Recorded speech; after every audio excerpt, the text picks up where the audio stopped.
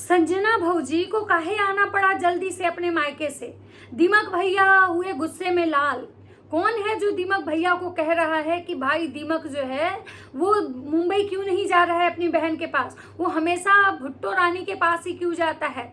तो दीमक भैया का कहना है कि भाई हम जाएंगे मुंबई, हमको कोई सेकेंड या थर्ड एसी का टिकट दे, उससे नीचे नहीं, स्लीपर में हम नहीं जा सकते हैं क्योंकि हम बहुत बड़े और रईस लोग हैं।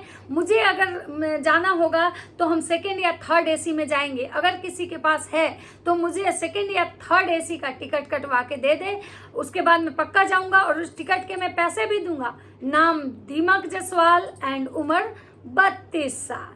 तो ये दीमक भैया जो है ये खुद को 32 साल के बता रहे हैं, कह रहे हैं कि भाई हमारा जो उम्र है ना वो 32 साल का है। तो मतलब जो लोग इनको अंकल अंकल कहते हैं ना वो सावधान हो जाइए, ये अंकल नहीं है, अभी तो मात्र 32 साल के हैं। तो नमस्कार, कैसे हैं आप लोग? उम्मीद करें बहुत अच्छे होंगे, स्वस्थ होंगे, मस्त होंगे, अपने काम में व्यस्त होंगे। मैं प्रिया शर्मा और मैं अपने इस नए वीडियो में आप लोग का स्वागत करती हूं। आशा करती हूं जो हमारे चैनल पे नए जुड़े हमारे चैनल को सब्सक्राइब करेंगे, लाइक कमेंट से मुझे बहुत सारा प्यार देंगे।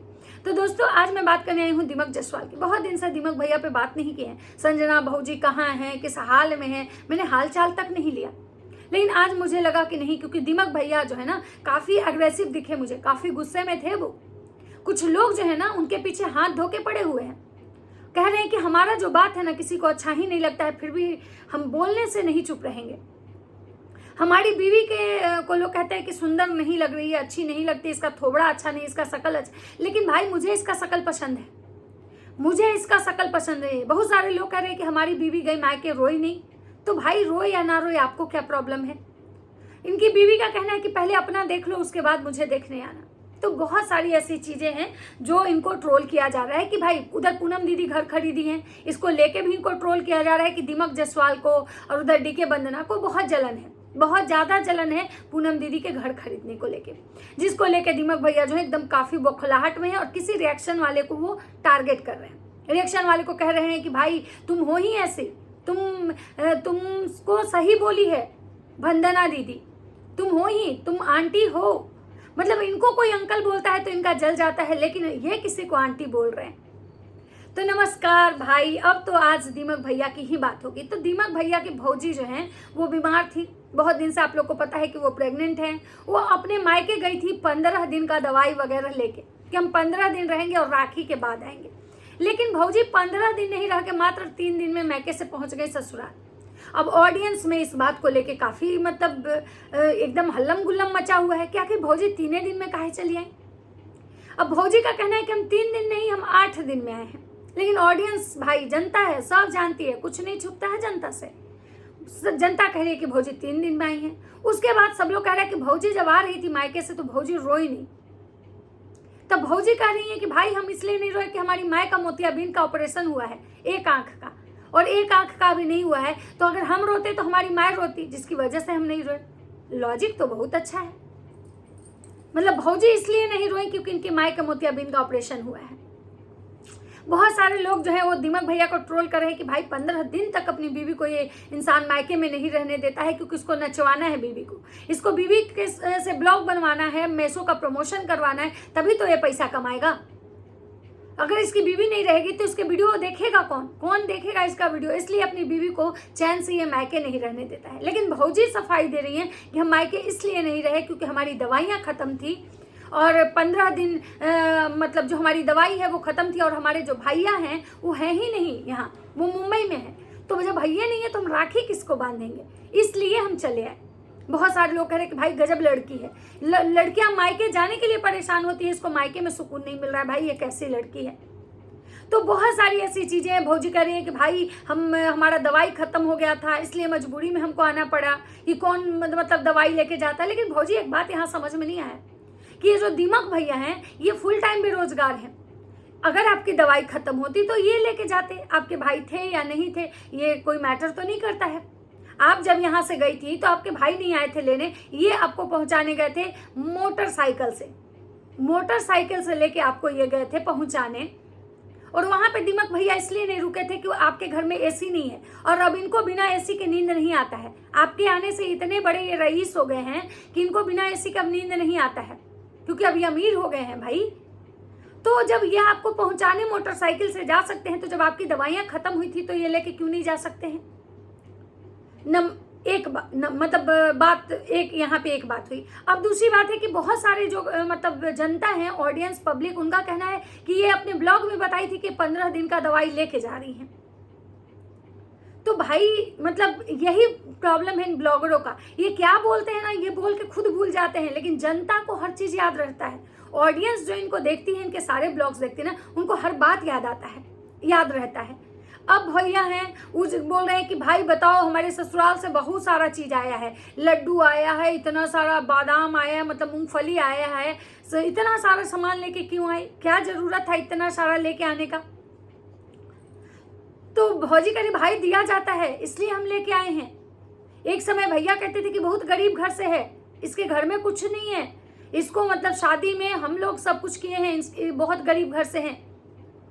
लेकिन आज भैया कह रहे कि हमारा ससुराल जो है ना वो बहुत पैसे वाला है, देखिए कितना सारा सामान दे के भेजता है हमारी वाइफ को। हमारी पत्नी जब मायके जाती है तो कितना कुछ लेके आती है। अब भैया कह रहे हैं कि एक बात बताइए कि जो लोग मतलब हमारी बीवी को मतलब बोलता है कि ऐसे वैसे, मैं उन लोगों से पूछना चाहता हूं कि भाई हमारी बीवी जो है ना कैसी भी है, मुझे बहुत पसंद है, सही बात है, ऐसी बीवी भैया का जीवन बदल दी। ऐसी भैया मतलब बीवी के आने के बाद भैया का जो जीवन है ना एकदम से बदल गया, भैया रईस हो गए। आज भैया कह रहे हैं, जब इनको लोग ट्रोल कर रहा था कि भाई पूनम के घर खरीदने से इसको जलन है, तो ये भैया कह रहे हैं कि हमको क्यों जलन होगा, किसी भी मतलब पूनम दीदी जो जिस बुरे हालात से गुजरी हैं उनके हालात हम लोग देखे हैं, तो हम लोग को आज बहुत खुशी है कि भाई उन्होंने अपने दम पे, अपने बल पे एक घर खरीद लिया, ये बहुत बड़ी बात है, हम लोग बहुत खुश हैं। तो वहीं पे इनको बहुत सारे लोग बोलेंगे जब तुम खुश हो तो राखी में जाओ पूनम दीदी के घर।